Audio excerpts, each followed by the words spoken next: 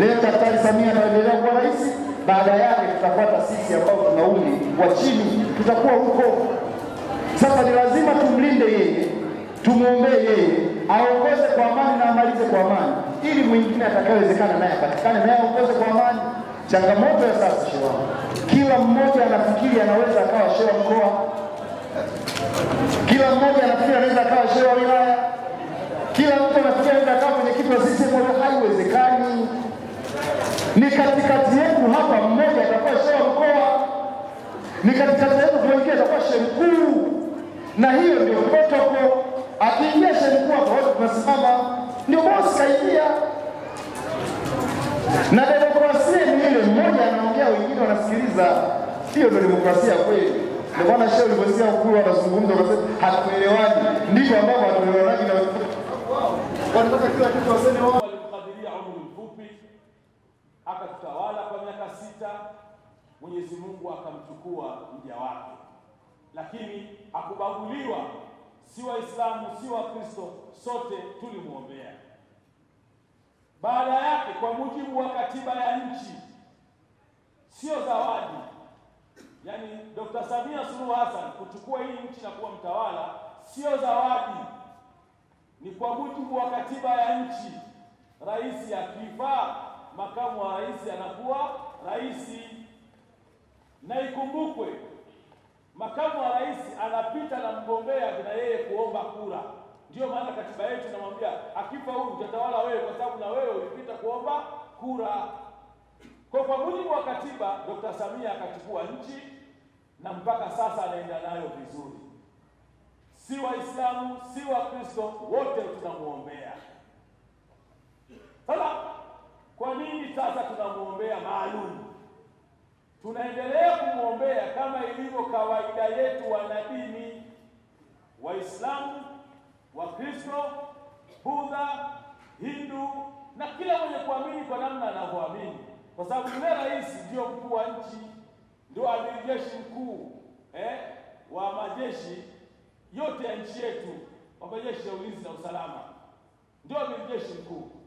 Kwa hiyo tuna wajibu kumwombea ili Mwenyezi Mungu ampe tumainani, utulivu, ampe sakani, utulivu wa hali ya juu.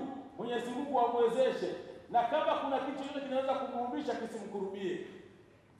Sasa katika siku za hapa karibuni tumesikia mengi, baadhi akishambuliwa, baadhi akitukanwa, baya zaidi matusi hayo yakienda kuwagusa mpaka kizazi chake. Ametukaniwa mpaka watoto wake. Nilitoa mfano juzi, Marekani nimepata kutawaliwa na mtu mwenye asili ya Kenya, anaitwa Barack Hussein Obama. Alipogombea ule urais wa Marekani, kile kitendo cha kupitishwa na chama chake kuwa mgombea, serikali ya Amerika iliweka ulinzi mpaka kwao, kijijini kwao hapo Kenya. Bibi yake alikuwa analindwa. Kwa hiyo rais unapomshambulia mwanae, ukamtangaza kwenye mitandao, ukamtukana, unamuumiza kwa kiasi gani? Kitendo cha kumuumiza ukamuathiri rais, umewaathiri Watanzania milioni 60.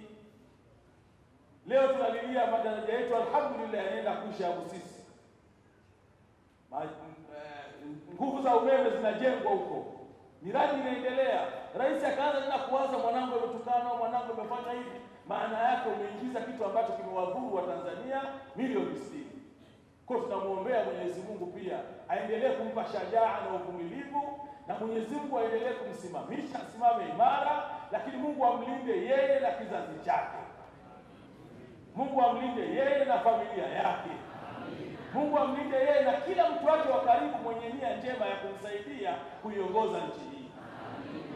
Kwa dua yetu pia tunamuombea rais kwa utulivu zaidi, kwa sababu kama kuna mtu ana nia ya kumvuruga, basi Mwenyezi Mungu amvuruge yeye. Kama kuna mtu anataka kumtoa kwenye reli, basi atoke yeye. Mungu atumlindie rais wetu, ampe umri mrefu, Mungu ampe hifadhi itokayo kwake. Nia ya tatu, tutaviombea vyombo vya ulinzi na usalama. Tunaisema hii mapema kabla tujaingia kwenye dua yenyewe, ili tuweze kufahamiana na hata waandishi wetu wako hapa wajue kinachofanyika nini na wale wanaotazama kupitia mitandao mbalimbali na vyombo vya habari huko mliko, na nyewe ungaleni na sisi katika dua hii.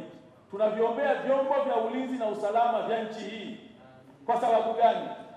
Mlinzi mkuu ni Mungu.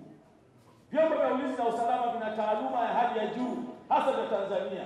Vina ueledi mkubwa kabisa, vimekamilika, havina mashaka, lakini hata wao wanajua mmoja mmoja anamuomba Mungu wake kwa dini yake. Sia ni pamoja na kunyinyi kuzungumza, sisi tusikilize. Mimi nizungumze na wewe usikilize. Ndio demokrasia. Na mimi niwaambie, tumepata rais mnyenyekevu, mtulivu, anayewapenda wa Tanzania kutoka moyoni. Sisi tunaobahatika kukaa kwenye vikao vyake tunamsikiliza hata akiwa anazungumza. Ninawaomba sana ndugu zangu, kwa upole, nawaomba sana, nendeni mkakae na wenzetu, zungumzeni nao, wahudumieni wananchi kwa upendo, kwa sura ya unyenyekevu. Leo shehe wangu, mtu anataka tu shehe wakata mwamba kweli, hayagusi na mtu. Askofu na kanisa moja watu 1000 kwenye watu milioni 64 unavimba. Mwenyekiti wa wilaya na wewe kama wilaya yetu na wewe unavimba na wewe. Lakini rais havimbi, rais anasema ndugu zangu na waombeni sana. Kwa hiyo tunalo la kujifunza kwa rais wetu. Rais wa nchi ndio nembo ya nchi yetu. Tukimdhihaki rais, tunaidhihaki nchi, kwa sababu yeye ndio taswira ya nchi yetu. Reforms zote wanazosema ndugu zetu zilishafanyika. Mwaka 1977 tulifanya reform kubwa ambazo hazijawahi kutokea duniani. 1977 ndipo ilipotengenezwa katiba ya Chama cha Mapinduzi. 1977 ndipo ilipoanzishwa jeshi la wananchi wa Tanzania. 1977 ndipo ilipoanzishwa katiba ya Jamhuri ya Muungano wa Tanzania. Na sheria zingine zilifuata kuanzia hapa. Ndio tumefika hapa. Kwa hiyo kama kuna ajenda, viongozi wa dini mpo kwa ngazi zote. Kuna viongozi wa dini ngazi ya taifa, kuna viongozi wa dini ngazi ya mkoa. Nendeni mkashauri, na rais amefungua milango. Mara ngapi washauri wa rais wanakuja kuzungumza na nyinyi viongozi wetu? Lakini leo watu wana nafasi ya kuzungumza mpaka na rais, wana vyombo kama vile wengine ni wabunge, wengine ni waneki, lakini wanatumia nafasi yao vibaya. Lakini ajenda tu ni kwamba lililopangwa limeshindikana. Kwa hiyo msidanganyike. Ni hilo ni fungu la kukosa. Waliokosa wanalalamika. Sasa sisi tunaojua thamani ya nchi yetu na thamani ya amani tulionayo, tuendelee kumuunga mkono Daktari Samia Suluhu Hassan, na hakika inshallah kwa maombi haya mliyofanya. Mimi yule injinia nimemrusha shehe akaja kukaa kichwani, nikajua tayari. Ulimwona shehe? Aliporuka akaja kichwani nikajua sisi tayari. Shehe, nakushukuru sana. Nakushukuru sana shehe wangu, Mungu Baba akubariki sana. Asalamu alaykum wa rahmatullahi ta'ala. Ujue ni Samia Suluhu Hassan. Takbir! Allahu Akbar. Lakini alisema Dr. Samia Suluhu Hassan, ujue hiyo ndio Tanzania. Lakini kwenye maandiko matakatifu ya Mungu anasema kwamba watiini wenye mamlaka. Nilikuwa nikiomba tuendelee kumwombea Mheshimiwa Rais wa Jamhuri ya Muungano wa Tanzania Dr. Samia Suluhu Hassan, ili haki, amani na upendo vitawale. Na wale wanaomsaidia Mheshimiwa Rais, ikiwemo na sisi, tuendelee kumwombea njema ili uchaguzi ulioko mbele yetu umalizie kwa amani. Mungu awabariki. Kila lolote utakalofikiri na kuwaza kutenda la maana, chanzo chake ni amani. Leo Waislamu tumefanya jambo jema sana. Kuombea nchi yetu kuwa na amani. Wanadamu wamefikia hatua kwa kumuona rais kama mtu wa kawaida. Rais si mtu wa kawaida. Rais ni kiongozi wetu wa nchi.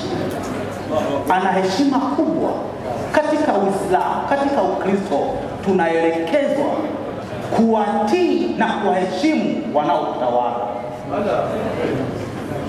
Itakuwaje rais wetu wa nchi hakuna nayeweza kumchukulia kama tu kawaida? Kwa hali hiyo, leo tumeomba Mungu wa mbinguni amtunze na kumlinda rais wetu.